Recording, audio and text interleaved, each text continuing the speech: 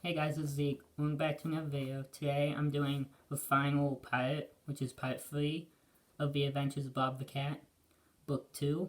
So let's get on to it. Chapter 28, Dates with Molly. After we successfully treat the victim, the two of us head back to the district. When we get there, we see Voight with Molly, Cohen, and Jake. We walk over to them, but Voight pulls us aside. He has a very stern look in his eyes and asks, "Did you know that Cohen and Molly are dating?" "Yes, we know," we say to him. He then says to us, "There should not and will not be any in-house romance in my district." Okay, we'll go talk to Cohen and Molly about it. And also, besides that, how are the three of them doing in training? We ask. "They're doing good," he says. After that, we drive back to my house. When we get there, we take Cohen and Molly into the living room. We sit them down and tell them Voight told us that there can't be any in-house romance in his district. So whatever it is that you both do in there, save it for outside of the district. Okay, they say. Just then my cousin Agri comes in and says that dinner is ready. After we eat dinner, we go to bed. Next morning, we solve some more cases with our new squad car. When we get there, we see a bloody victim on the floor. So we get up and get some herbs and help the victim, and when an ambulance arrives, you take the victim to Meg. Just then my phone rings, and it turns out to be my cousin Agri. She tells us Cohen and Molly are getting married and having a wedding right now. So we leave and head to the district. Chapter 29, The Wedding, Getting Married. When we get to the district, Nat rushes us inside to the front. When we sit down, I look around and see Molly's mom and dad, Cohen's mom, Voight, Sky, Jake, Bob Jr., and Natalie, and some other random people. Then the preacher asks Cohen, "Do you take Molly to be your forever wedded wife?" "I do," he says. "And Molly, do you take Cohen as your forever wedded husband?" "I do," she says. "Then you may kiss the bride," says the priest. So they kiss and then we celebrate the marriage. Then, after we celebrate, go back to my house and settle down. While we settle down, me and Mariah research medicinal herbs. I then tell her we have to go collect some more. So we drive to our main field to collect some more. When we get there, we collect some burdock, juniper berries, tansy, thyme, and cobwebs. After we collect the herbs we need, we count everything that we have. We then find out we have enough of everything, so we drive back to my house. When we get there, we all try to figure out who's going to be in which room. Once we figure out whose room is whose, we do some more training. After training, 4 of us decide to go shopping. We buy some food like potatoes, meat, pickles, and chips. We also buy water and cat stuff. Then we get a call from Jake.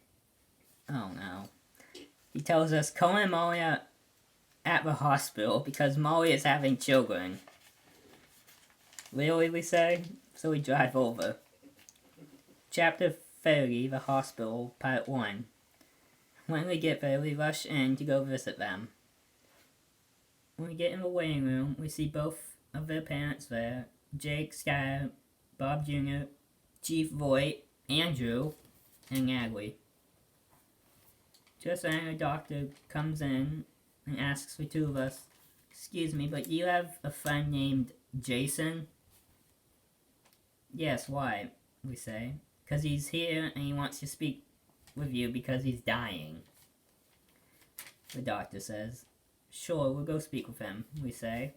So Mariah tells the others what's happening, and the two of us follow the doctor to Jason's room. I then ask Mariah, "Do you like hockey?" "Somewhat," she says.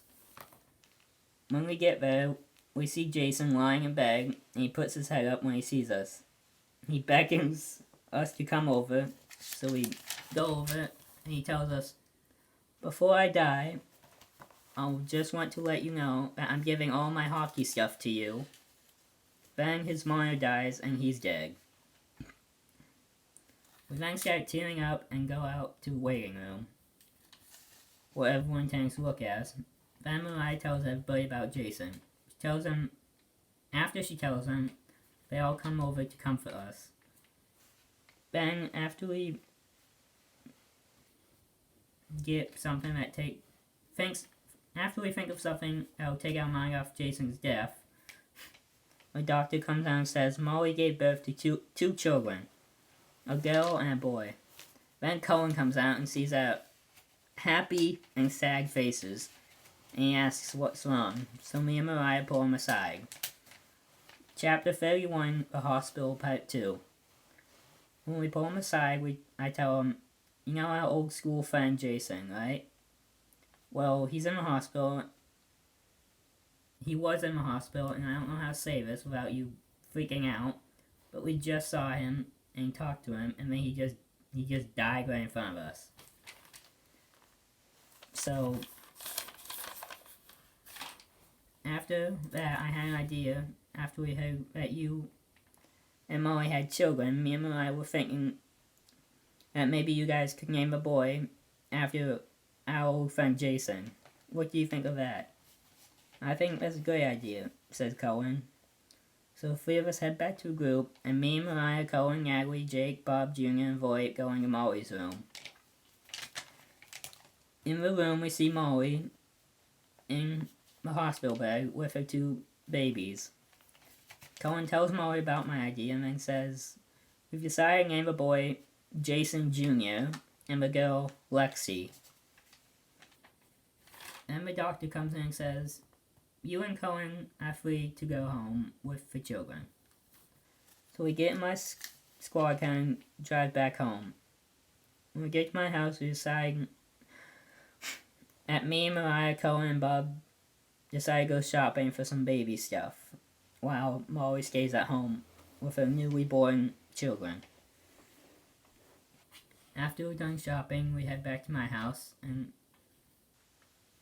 then Cullen calls Voight and tells him me and Molly and Jake are ready to go back to work. Then I tell Cullen that I want to talk to Voight. So I tell Voight, "Can me and Mariah come to work?" "Sure," says Voight. The 6 of us head to the district. 5 of us head to the district and leave Natalie to look after Jason Jr. and Lexi. Chapter 32, The New Medicinal Herb Case. When we arrive at the district, Voight tells me, Mariah, and Bob Jr. that we have a new case. So we go to the address while Cullen, Molly, and Jake stay with Voight to do some training. When we arrive, we go inside the house. Inside, we find a bloody victim lying on the floor. So we go over and help him. While helping him, Mariah sees someone leaving the house. So I leave Mariah to tend to the victim. And I run after the person who goes out the back door while I call in backup. I then chase the person down the alleyway and tackle him to the ground. When backup arrives, they take him into custody. Then I go back to help Mariah tend to the victim. While helping with the victim, an ambulance pulls up to the house and takes the victim to Meg. Then we drive back to the district. When we get there, we find Voight with Jake, Cullen, and Molly. He says to us, Cullen, Molly, and Jake are all ready to become police officers. That's great news, we say. Voight also says, I've had a lot of time to think about this, and both of you have been here for a long time, and I've finally decided to name you both deputies. You've both earned it. Both me and Mariah are stunned, and we say, thank you so much. It's such an honor. You're welcome, he says. Then we say to him, is it okay if we take a couple weeks off to grieve over our friend that just died in the hospital? Sure, take as much time as you need, he says. Thank you, and we will also look after Jason and Lexi, we say. Then me, Mariah, and Bob Jr. drive back to my house and start to take time off. Thank you guys for watching this video. I will be back with another video of book 3. Please like, subscribe to this channel, and subscribe to Zeke Young's NASCAR Diecast review channel for more videos there. Like, subscribe. Peace.